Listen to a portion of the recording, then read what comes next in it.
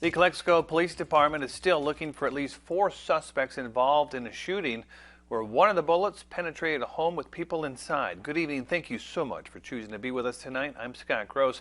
Karina Bazarte breaks down all the latest details. It was a quiet afternoon when police say neighbors heard about 4 gunshots.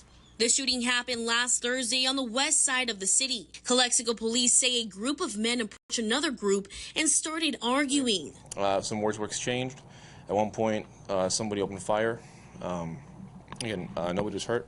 Police say the suspect used a semi-automatic handgun and were able to locate about 3 shell casings. This time there were kids outside playing on their bicycles, families having dinner, lunch, cooking.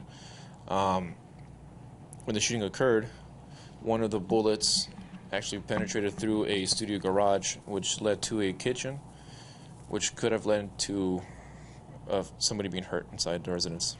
Calexico police said no one was hurt and they believe it was gang-related. Reporting from the Calexico Police Department, I'm Karina Bazarte.